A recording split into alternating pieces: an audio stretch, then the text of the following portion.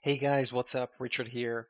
For my final video in January 2019, I'd like to talk about something very crucial.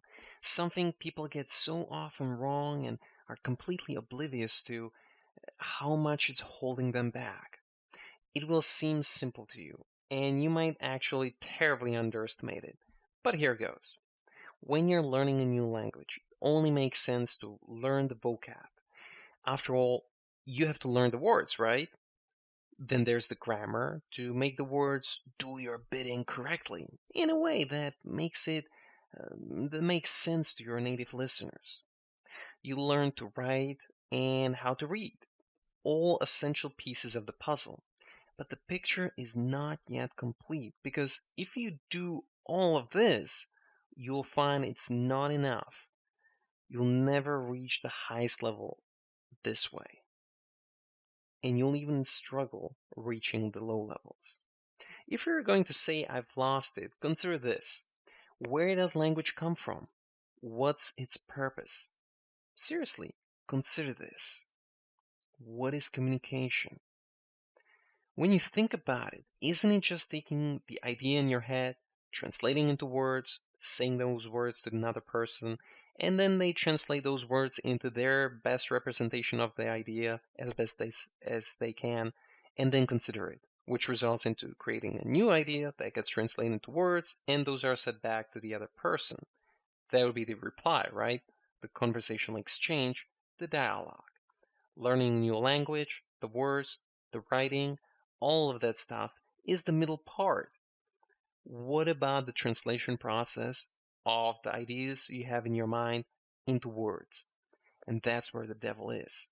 It's like driving a car. You can learn how to use the wheel, how to use the clutch, how to get the car started, how to accelerate, all those things to get you moving from point A to point B.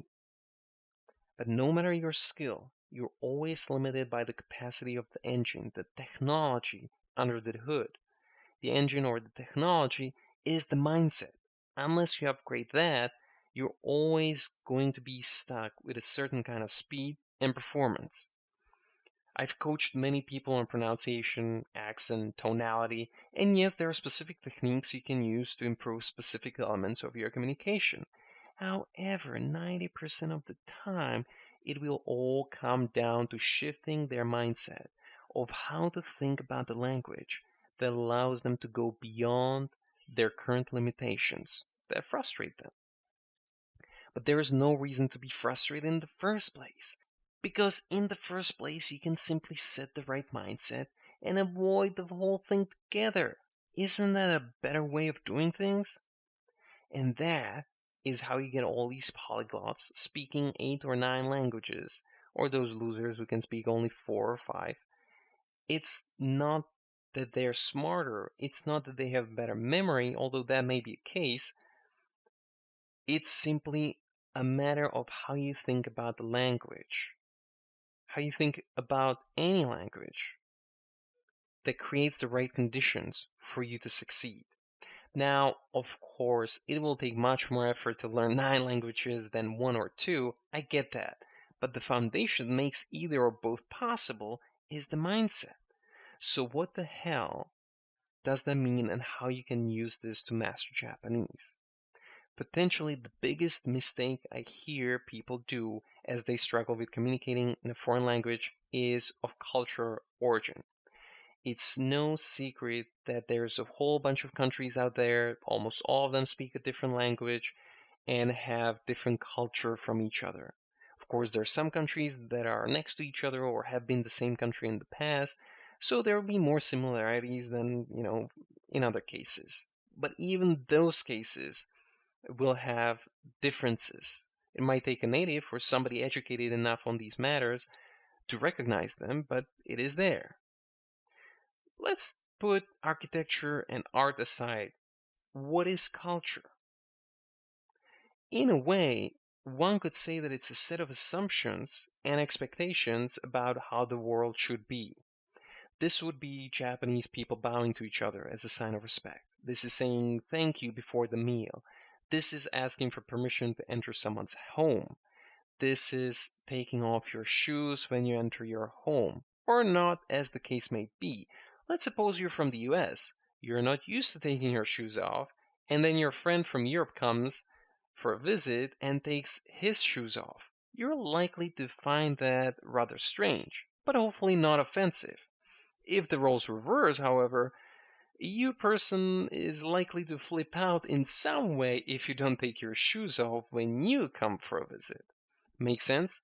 Assumptions and expectations about how the world should be.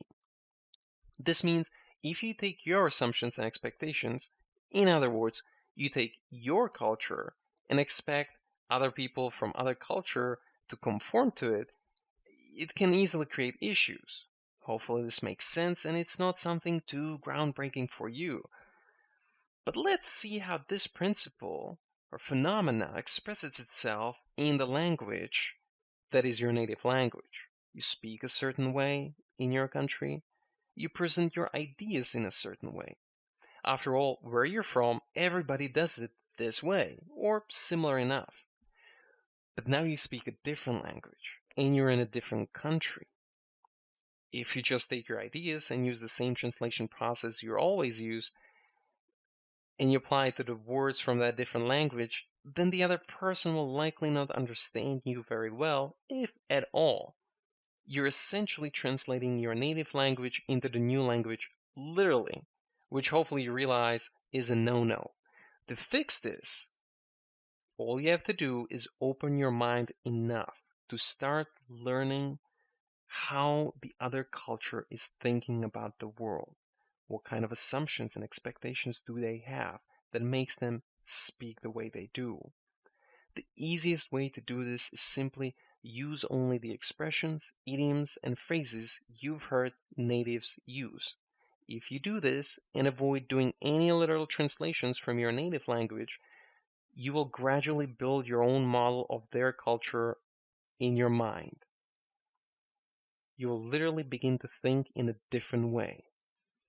Now, this does not mean you're going to be a completely different person and your mother will never recognize you again. No, no, no, no, no. This simply means that when you speak the other language, Japanese, your behaviors, speech patterns, gestures, body language will shift in a way that's more aligned with the other culture. When I speak Japanese, I sound, think, and behave differently than when I'm speaking English, for instance. There was a movie about this that came out in 2016 called The Arrival. I don't want to spoil the movie if you haven't seen it yet. Check it out, it's a pretty good movie. Let me just give you the overall oversimplified premise of the movie. A girl learns an alien language, and the language rewires her brain, and some very interesting things happen as a result. This is part of the plot, so I won't be revealing it here. The point is, alien language is not the only language that rewires the brain. All of language does, if you really learn it. Because in order to truly speak the other language, you literally have to think in a new way. Otherwise, you're not speaking the other language, you're only doing literal translations to little or great extent, which may be interesting, even amusing, but it's not quite hitting the home run. If you allow yourself to relax your mind and open it enough to think in the terms of the new culture, then your ability to speak that language will go through the roof. People will be amazed at how well you speak it. You won't sound like a foreigner at all. You're going to start having incredibly smooth conversations. And I never heard any language teacher talk about this. And I owe most of my success to this. If I had to name just one thing that really helped me learn Japanese and Chinese and even English, it would be this thing. So please, don't underestimate this. This is powerful. All you have to do is put aside your expectations and really start getting curious as to how Japanese people think that causes the language to be this way. Stick to their idioms, their phrases, their ways of speaking, and as you avoid speaking in the ways you used to, you're going to be blown away at how much easier it is to learn Japanese and how this makes Japanese infinitely more interesting. This is probably the biggest thing you can do to create tremendous results with your ability to communicate in Japanese. That will not only impress you, but everyone else. And how much more your satisfaction with your abilities will grow as a result of this. It will directly fuel your confidence, which means you can start speaking naturally every single time you communicate in Japanese. And isn't it good to know that it's possible for you too? So start thinking in the new and strange ways that made Japan so famous and popular around the world, and prepare yourself for avalanches of fun to keep coming. And when you're ready to start having fun learning Japanese, as you apply what we've talked about today, go ahead and check out my courses. They were developed and based on successful practices of mastering a new language that just works. It just works. And it will work for you too, especially as you take what we've discussed to heart. So go ahead and start your Japanese journey today in the most powerful way possible. Also, if you could smash that like button and subscribe, that would be really awesome. Okay, thanks. And I'll see you in the next video.